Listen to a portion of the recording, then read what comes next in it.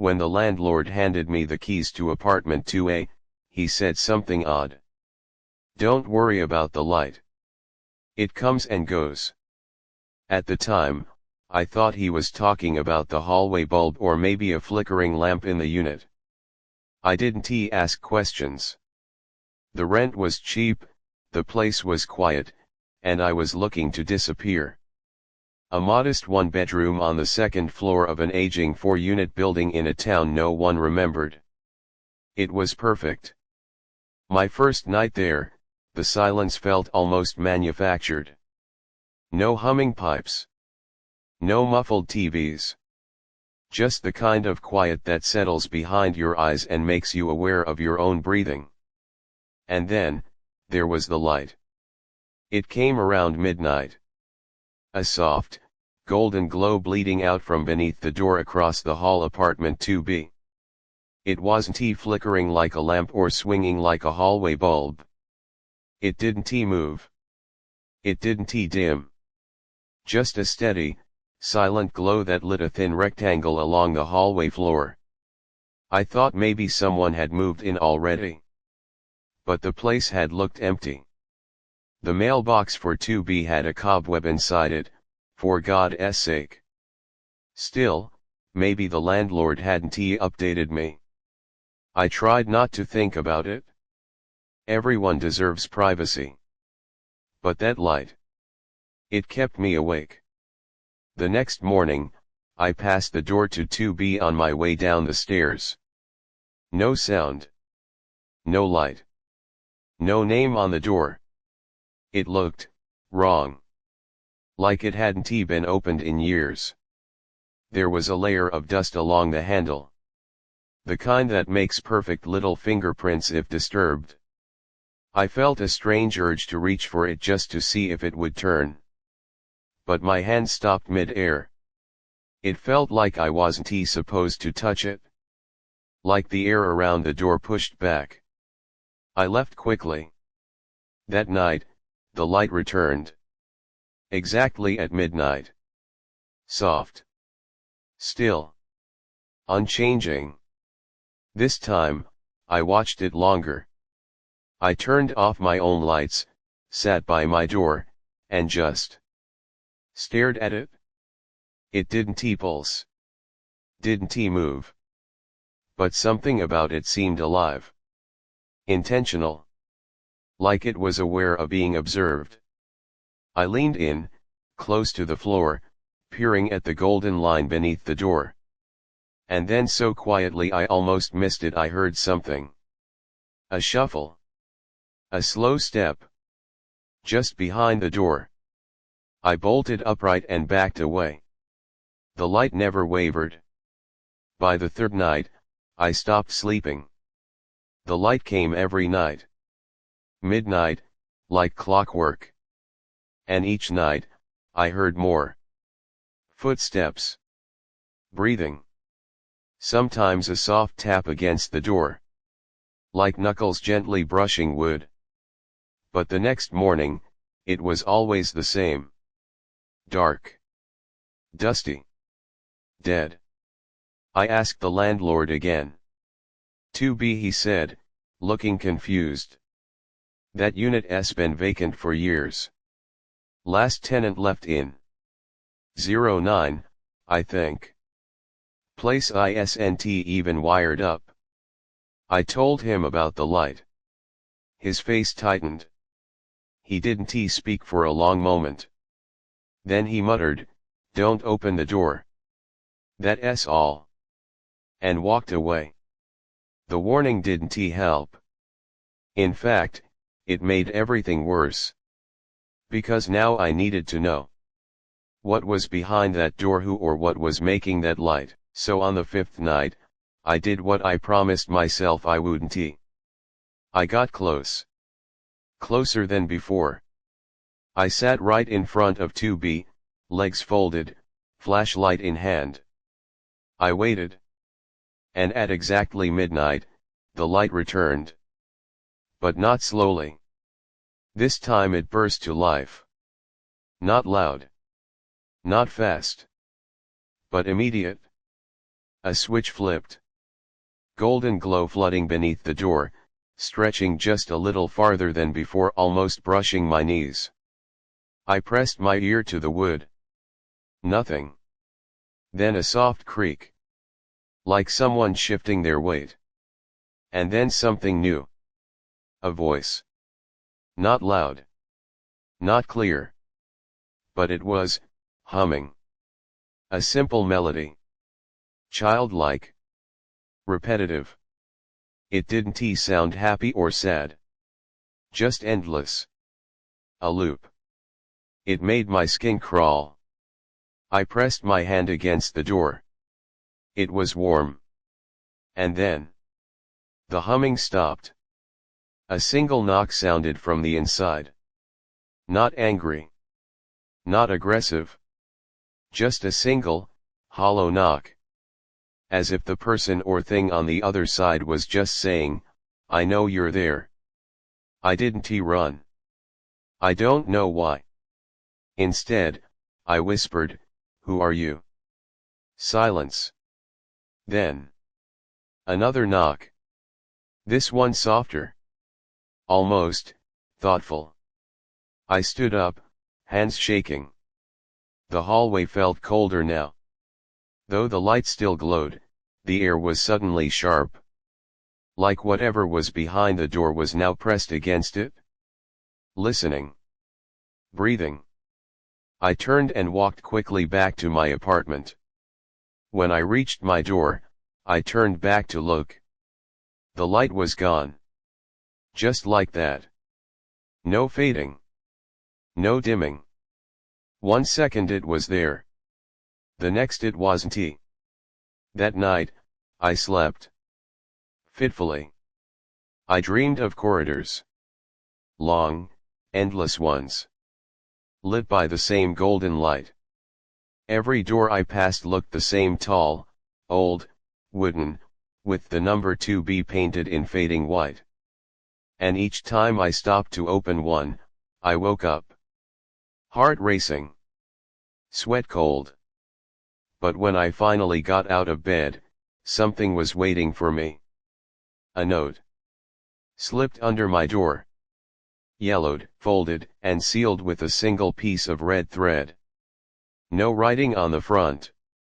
Inside, one typed sentence, when it knocks 3 times, don't answer.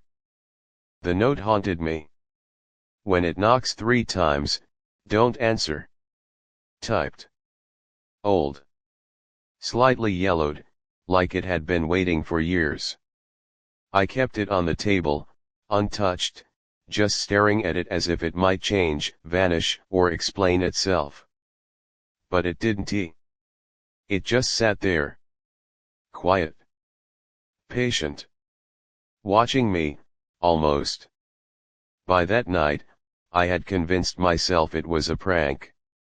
Maybe the landlord trying to scare me away. Or some bored neighbor with too much time. Still, when midnight approached, I turned off every light in my apartment. I didn't go out into the hallway. But I didn't sleep either.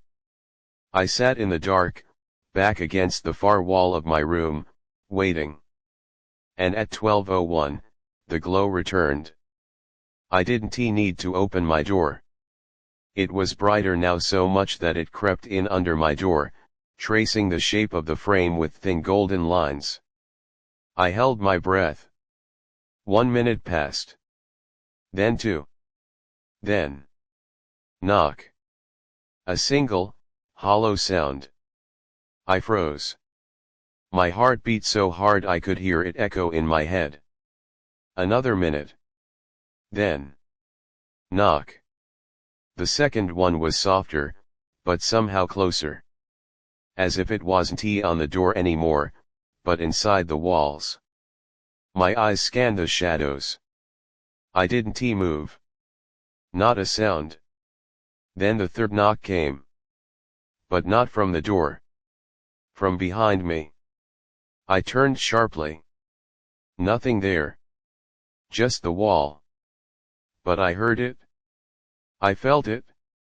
The vibrations in the floor. The air shifting. 3 knocks. Exactly 3. I didn't answer. I didn't sleep. I didn't blink for what felt like hours.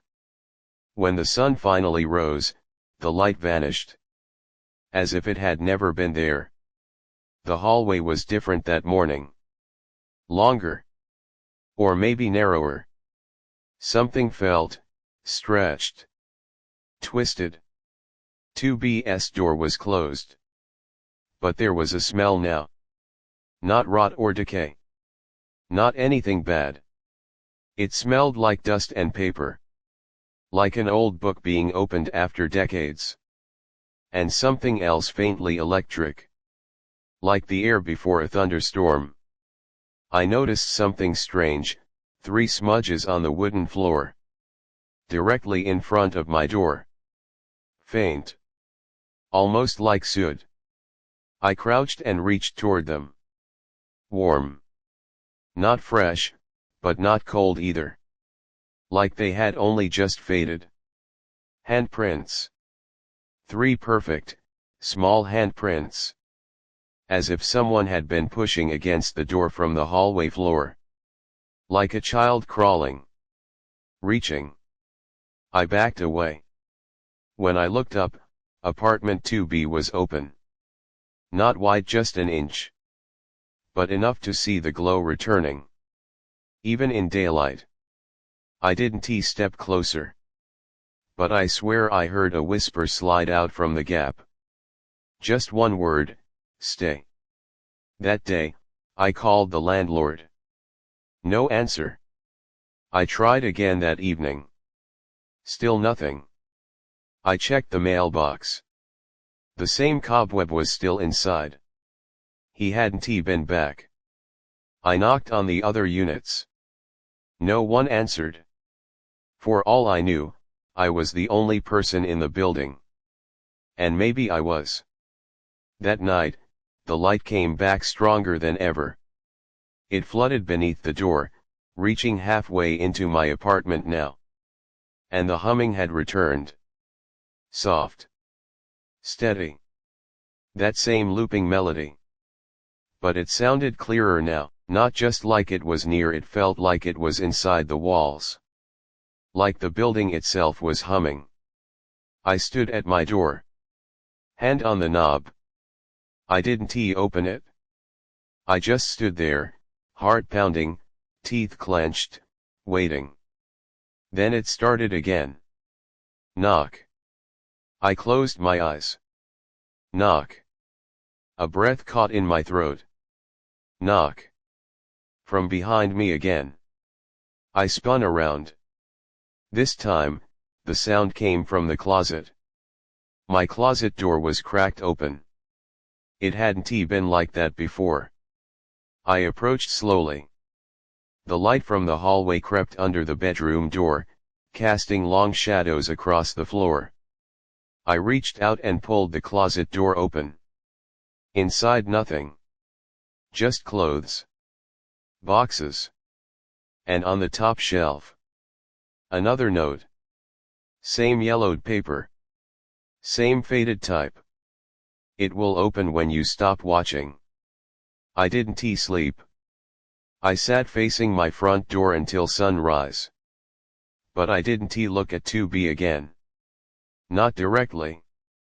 And when morning came, the hallway was different again. Longer shadows. Warmer light. 2B was completely closed. No glow. No sounds. But something felt closer now. Like the walls had shifted an inch in the night. Like the floor slanted slightly toward that door. Like everything was leaning. And that night, I swore I heard the door handle jiggle. Not loud. Just a soft, metallic twitch. Then a whisper, look away. I shut my eyes. And the light flared so bright behind my lids I saw it like fire. But I didn't open them. I didn't move. I didn't answer. I waited. Eventually, the light faded. And I knew, without seeing it, that the door was now open. I didn't open my eyes until the light was gone. When I did, the door to my apartment was still locked. The hallway was dark again. But I felt something had changed. The silence wasn't empty anymore. It felt crowded. Like the room had been filled with invisible people, and they just slipped out the moment I opened my eyes. I turned on every light in the apartment, not caring if it made me feel ridiculous. I needed to see shadows. I needed to prove to myself they weren't moving. They weren't. Not yet. That morning, I checked apartment 2B. The door was shut again. No light. No hum. But something new was there: scratches on the wood. Long, thin, looping arcs like fingernails had been dancing across it. I stood there for a long time, staring. A part of me wanted to knock. A louder part knew I'd never come back if I did. Instead, I pressed my ear against the wood. Silence. Then a whisper soft as breath. It wasn't words. It was laughter. Childlike. Giddy. Like someone was hiding in a corner just beyond reach. I pulled away and left immediately. That night, I made a mistake. I fell asleep with the lights on. Only for a moment. Maybe 20 minutes. But that's all it needed. When I woke up, the apartment was dark. Not just shadowed. Pitch black. Even the hallway glow was gone. I scrambled for the switch, but it did nothing. No electricity. The room felt heavier. Like the walls had thickened. Like they were watching me. I backed into the bedroom and shut the door. And that's when I saw it. The closet was open again. Only this time, it wasn't just open. It was glowing. The same golden light, but coming from inside. And there was something on the floor. A book. Small. Leather-bound. Old. It hadn't been there before. I approached cautiously, every instinct screaming to run, but I had to see. The pages were filled with writing. Dozens of names, all written in the same neat hand. Some were crossed out. Others circled. But at the bottom, freshly written, was my name. Not crossed out. Not circled. Just waiting. Underneath it, a date. Tomorrow's date. I didn't sleep. Instead, I tore the closet apart. No trapdoor. No passage. Just drywall, boxes, dust. But the book stayed. And the glow, it wouldn't go away. Even when I closed the door. It seeped through the cracks, pulsing gently like a heartbeat. I left the closet light on to hide it, but somehow, I could still see it underneath. Like it had burned itself into the space. At midnight, the humming returned. But not from the hallway. This time it was in the bedroom. Soft. Right next to my ear.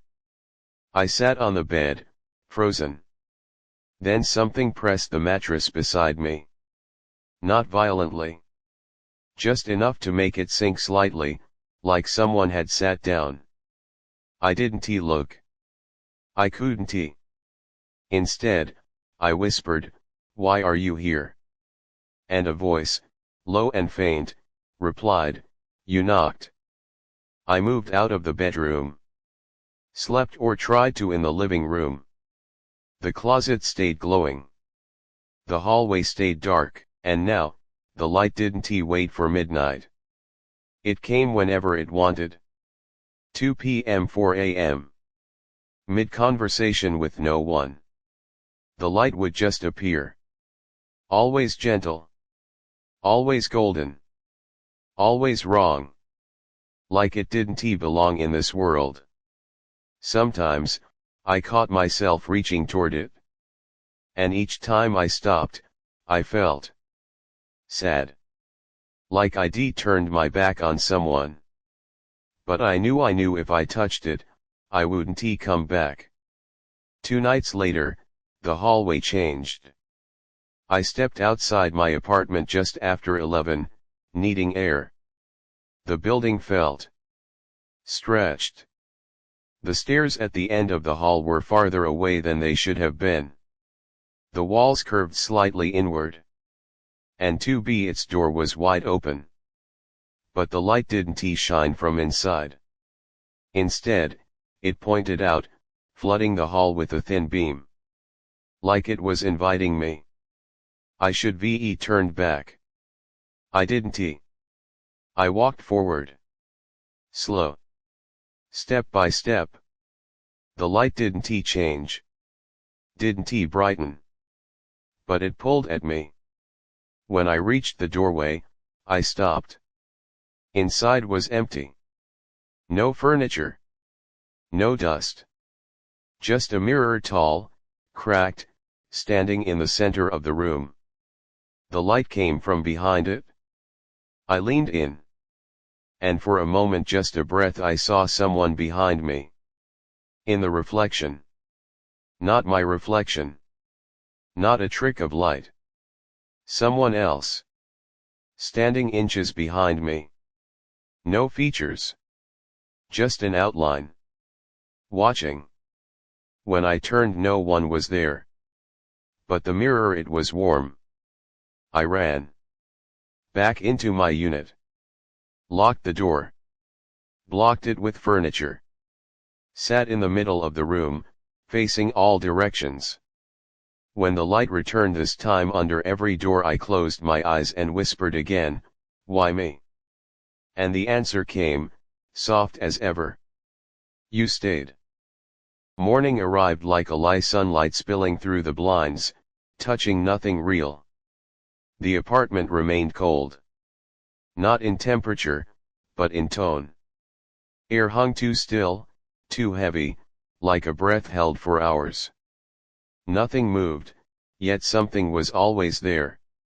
The mirror in 2B haunted me. Its shape burned behind my eyelids whenever I closed them.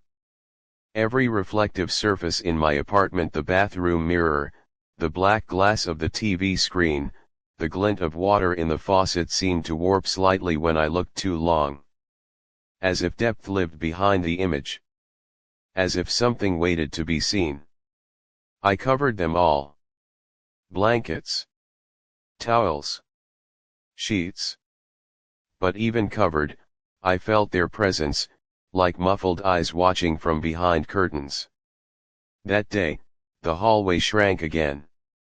The air was thicker outside my door, and the walk to the staircase, once 10 paces, now felt like a long corridor in an abandoned institution. Each step echoed longer than it should have.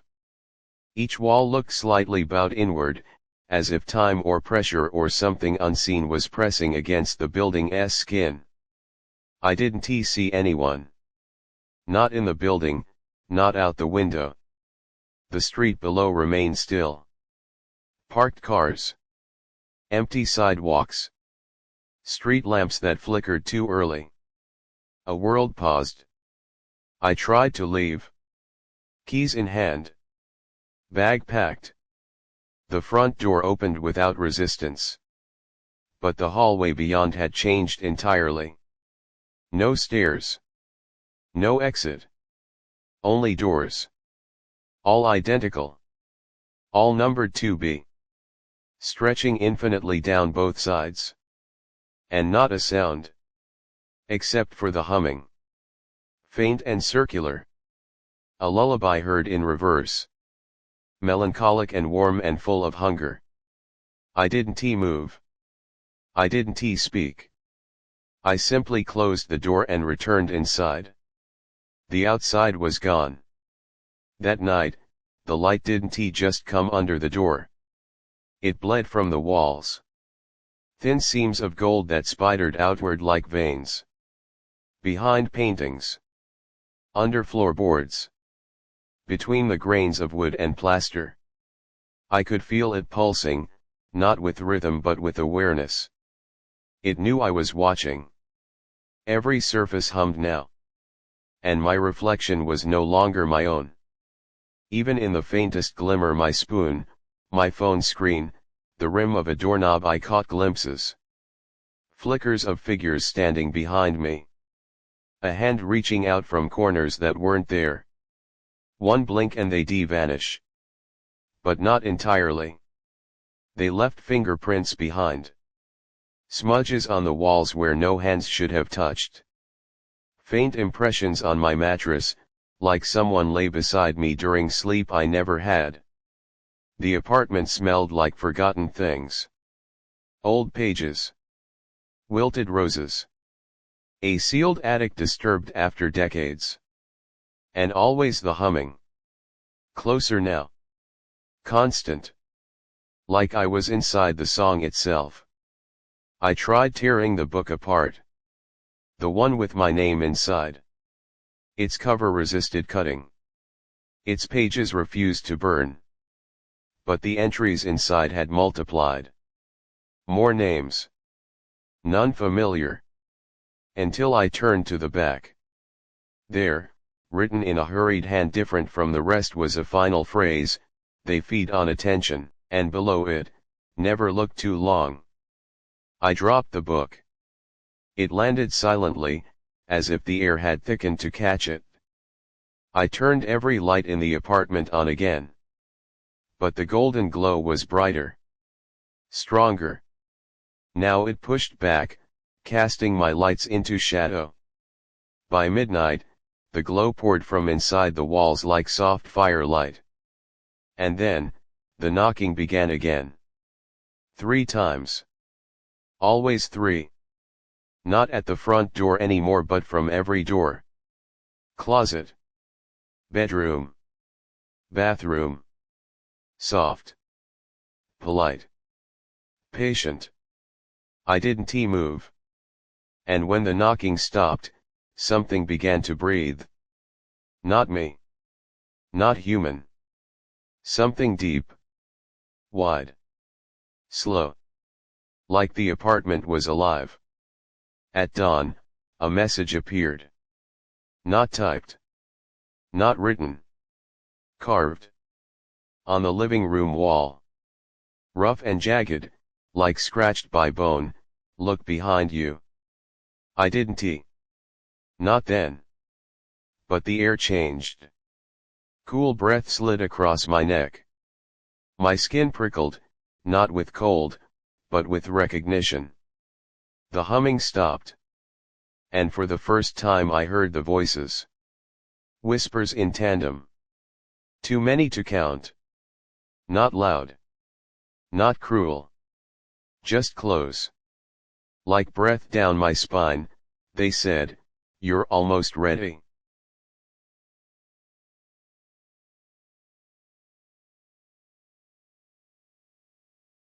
The apartment no longer had corners.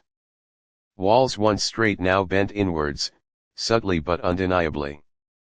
Every angle felt curved, like the space had softened, like the structure itself had begun to forget it was ever solid. The floor tilted. The ceiling pulsed. The air was thick with the scent of electricity and earth after rain. It was no longer just the light under the door. It was behind the walls, beneath the floorboards, inside the mirrorless reflections of water and glass. It didn't flicker anymore. It watched. The whispering never stopped now.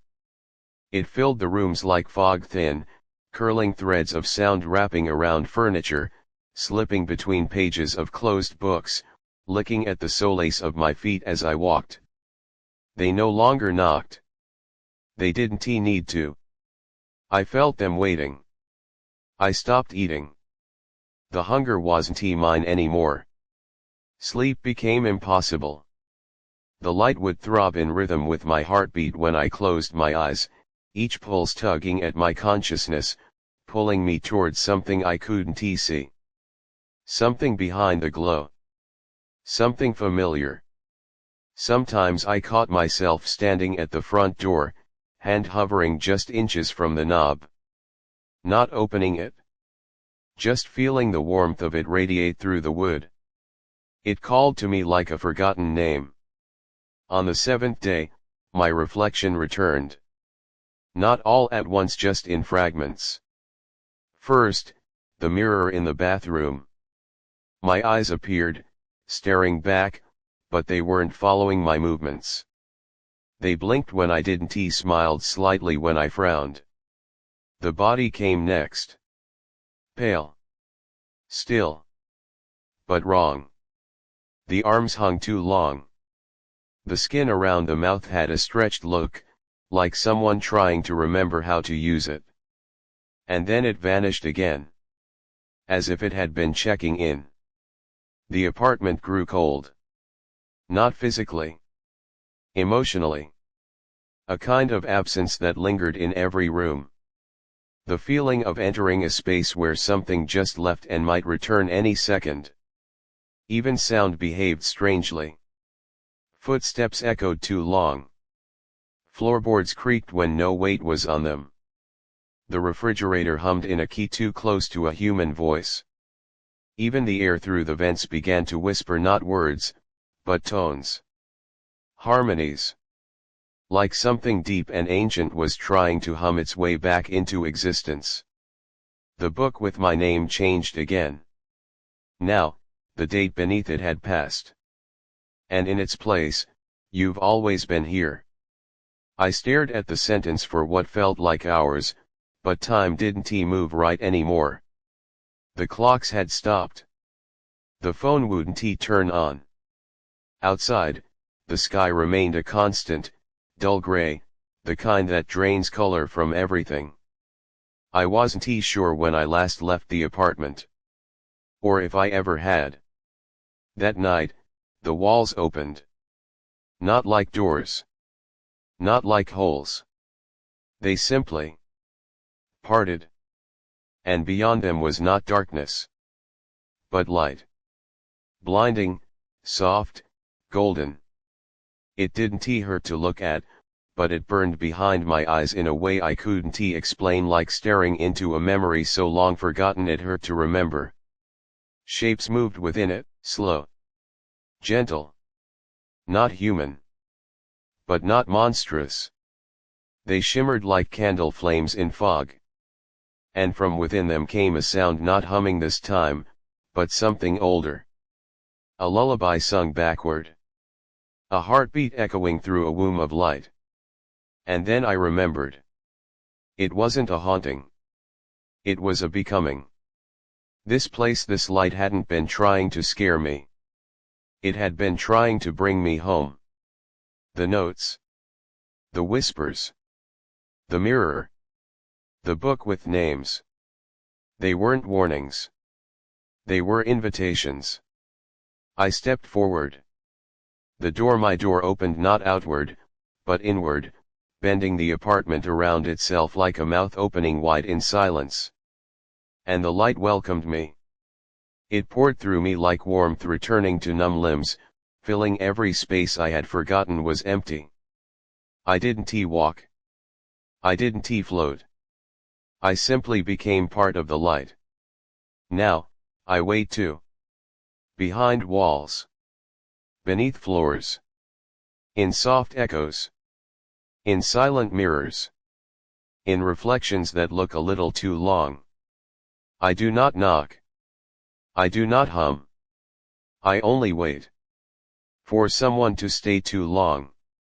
To look too deeply. To listen when the world grows quiet. To notice the light under the door.